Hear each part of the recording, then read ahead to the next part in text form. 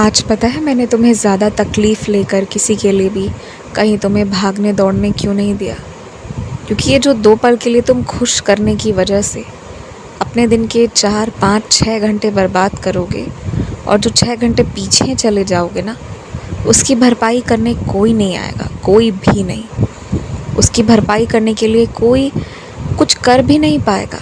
तो ये जो थोड़ा बहुत खुश करने के लिए, कुछ देर के लिए किसी से मिलने के लिए, कुछ देर के लिए किसी के साथ कुछ खरीदारी करने चल जाओ, इसमें कुछ फ़ायदा नहीं है तुम्हारा, पर नुकसान बहुत ज़्यादा था।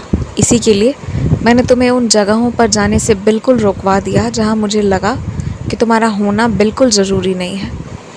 और आगे भविष्य के लिए भी इस बात का बहुत ध्यान रखना कि तुम्हारे साईं की इच्छा इसी में है कि तुम वर्तमान का अपना एक एक समय अपने सदुपयोग के लिए ही लगाओ, और जहाँ तुम्हें लगे कि तुम्हारे समय का दुरुपयोग हो रहा है वहाँ से हट जाओ। तुम्हारे साईं की अब हर पल यही इच्छा रहेगी, क्योंकि ज़्यादा समय नहीं है तुम्हारे पास। बहुत कम समय में तुम्हें अपनी किस्मत को इतनी सुंदर दिशा देनी है ना, कि तुम जितने पैसे, जितनी तनख्वाह कमाना चाहते हो, जिन जगहों पर घूमना चाहते हो, जो चीज़ें खरीदना चाहते हो, वो सब तुम हासिल कर लो। तो ये सब करने के लिए तुम्हें अपने साईं का बात मानना होगा। अपनी बड़ी खुशियों के लिए ये क्षणिक खुशी का त्याग करना होगा। तो तुम्हारा साईं जो चाहता है तुम वही करो, सफल तो तुम निश्चित रहोगे। अपने माता पिता के लिए अच्छा सोचना, अच्छा करना तो बहुत अच्छी बात है।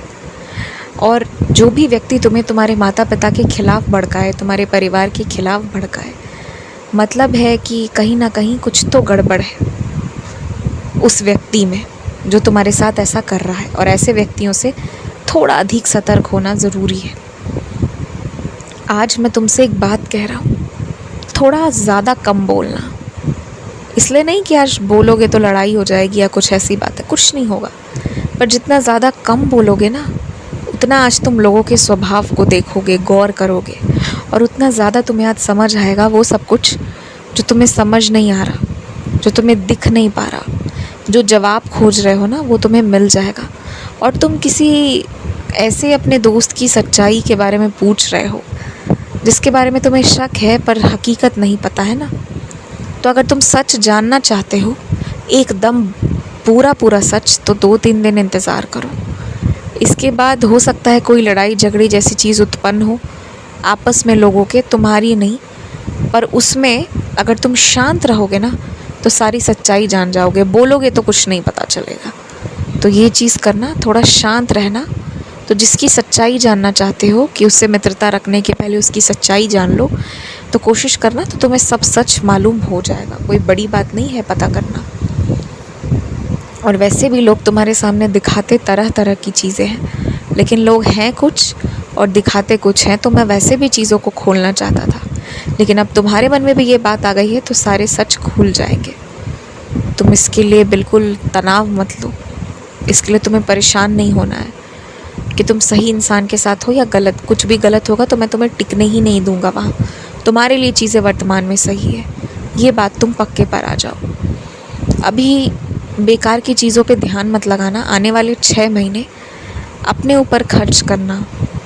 अभी अपने ज़्यादा दूर की चीज़ों के बारे में सोच के पैसे बचाना शुरू मत करना। 6 महीने कुछ पैसे लगे तो लगाना, पर दिल लगाकर मेहनत करो, सफलता पाओ, और उसके बाद जो है अपने आप तुम्हारे पैसे भी बचेंगे और हर खुशी तुम्हें मिलेगी तुम्हारे ही मेहनत से। ये बात भी तुम मेरी जान लो।